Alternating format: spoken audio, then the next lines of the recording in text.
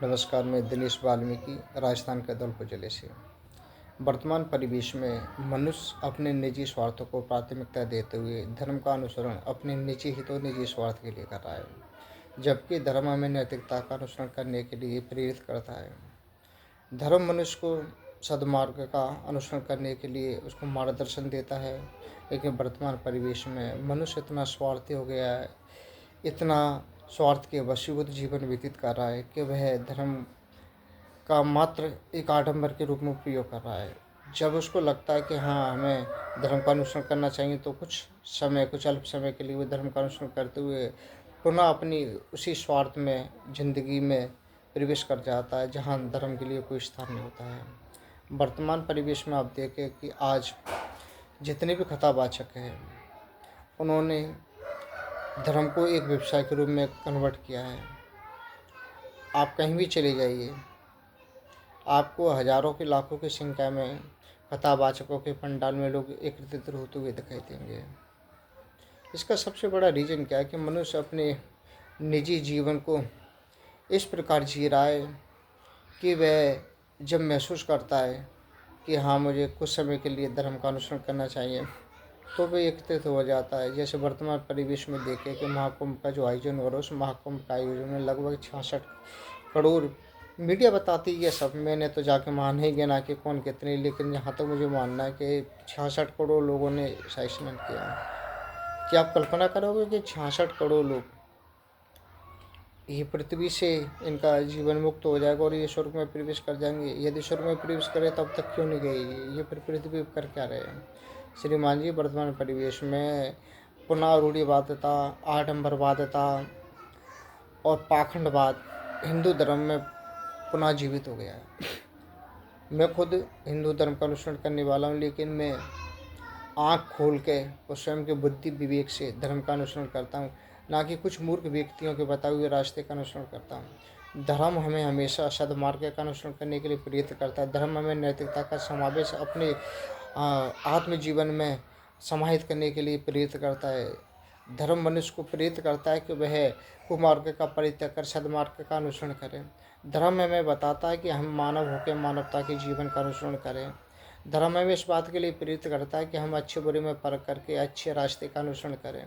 धर्म हमें अहंकार, धर्म हमें क्रोध, धर्म हमें निजी स्वार्थों के लिए कभी भी प्रेरित करता है। आज मनुष्य इस कदर गिर पड़ा है कि उसके जीवन में झूठ एक नॉर्मल चीज़ बन गई, काम बात हो गई है। तुलसीदास जी ने रामचरितमानस का जो महाकाव्य लिखा, उस रामचरितमानस में बड़े स्पष्ट शब्दों में उन्होंने धर्म और अधर्म को व्याख्यात्मक रूप में परिभाषित किया है। उन्होंने धर्म का अनुसरण करते हुए बताया कि परहित सरस धर्म निभाई, परिपीड़ा सहनी अदमाई। दूसरे का हित साधना, दूसरे का भला करना, यही धर्म है। दूसरों को कष्ट पहुंचाना, दूसरों को दुख देना, दूसरे के मार्ग में अवरोध करना, ये अधर्म है। क्या मनुष्य अपने आप को इस कसौटी पर कसता है? यदि आज अगर वर्तमान परिवेश में अगर इस धर्म की परिभाषा को अगर मनुष्य गंभीरतापूर्वक कर लिए, तो मैं कहता हूँ कि नैतिकता का समावेश चारों तरफ दिखाई देगा, अनैतिकता बहुत कम दिखाई देगी। लेकिन मनुष्य इतना स्वार्थी हो गया है, इतना परहित और निजी हितों में उलझा हुआ है, अपने निजी हितों को प्राथमिकता देता है, ना कि परहित को प्राथमिकता देता है। तो अधर्म का अनुसरण तो मनुष्य स्वयं कर रहा है। सुबह से लेकर शाम तक जो झूठ का अनुसरण करता है कि सच बराबर तप नहीं, झूठ बराबर पाप, तो सच तो इंसान बहुत कम बोल रहा है, लेकिन झूठ सुबह से लेकर शाम तक बोल रहा है, तो पाप कर्म में तो कुछ अलग तो होता है। मैं कह रहा हूँ, आपको ईश्वर प्राप्ति के लिए कहीं भी जाने की आवश्यकता नहीं है।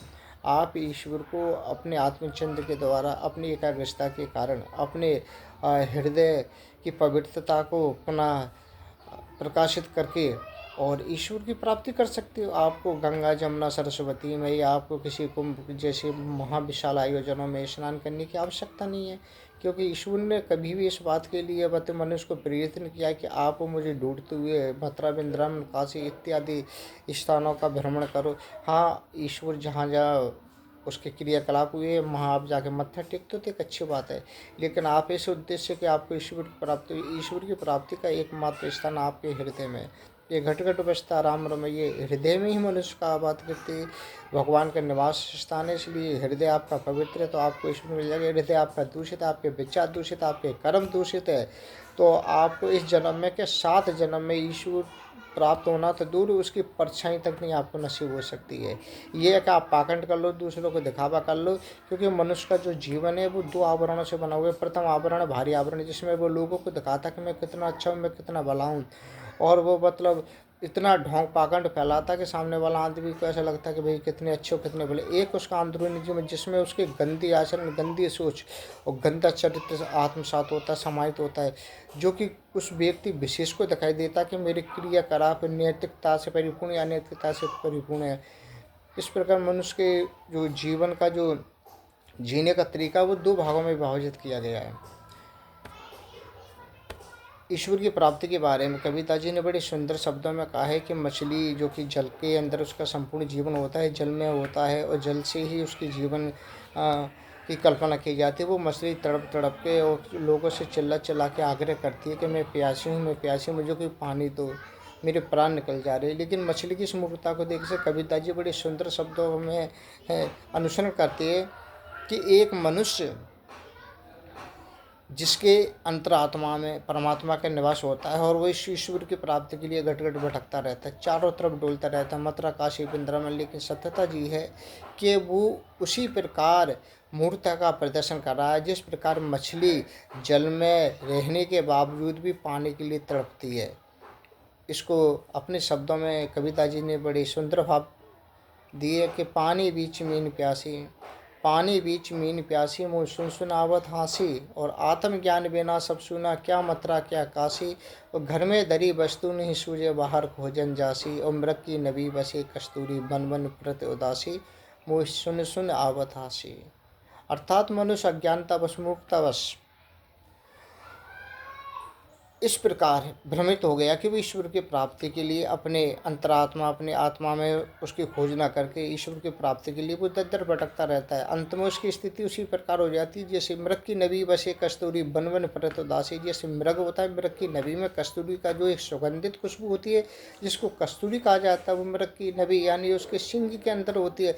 लेकिन उस सुगंधित खुशबू को प्राप्त करने के लिए जो मृग है अज्ञानता के वशीभूत होकर दर दर भटकता रहता है। उसको ये नहीं मालूम कि जिस खुशबू की वो खोज कर रहा है वो कस्तूरी उसकी बात का नाभि के बात कितनी मस्त जो सींग होते सींग के अंदर होती है, लेकिन वो उसको ढूंढते ढूंढते जंगलों में बुरी तरीक़ा से दौड़ लगाता है और वो अंत में थक जाता है। जब थक जाता है तो एक जगह बैठ जाता है, जब एक जगह बैठ जाता है, जब उसके अंदर आत्म ज्ञान पैदा होता है, जब उसको सुगंध उसी जगह पे महसूस होने लगती है, जब वो कहता है कि हाँ यहाँ पे सुगंध है और यहीं से सुगंध आ रही, लेकिन अज्ञानता के कारण वो ऐसा सोचता है। सत्यता तो जी है कि वो कस्तूरी उसकी स्वयं की बातें जो सिंह के अंदर निवास करती है, इसलिए उसको ढूंढना उसी प्रकार मुक्ता जैसे हम ईश्वर को ढूंढने के लिए दर दर भटकते रहते हैं। लेकिन सत्यता जी है कि ईश्वर कहीं नहीं है, ईश्वर हमारी अंतरात्मा में, और अंतरात्मा को जागृत करना चाहिए।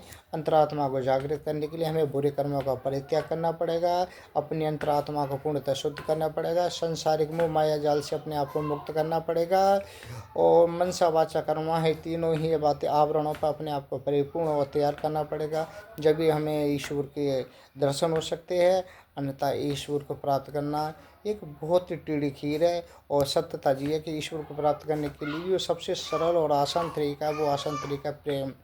ईश्वर हमेशा प्रेम के वशीभूत होता है। वो किसी तपस्या, किसी हवन, किसी कीर्तन, किसी कुंभ महाकुंभ, किसी गंगा जमुना सरस्वती का मोहताज नहीं होता है। अगर आप ईश्वर को प्राप्त करना चाहते हो, सबसे सरल तरीका जो आप प्रयोग करना चाहते हो वो सबसे सरल तरीका है प्रेम।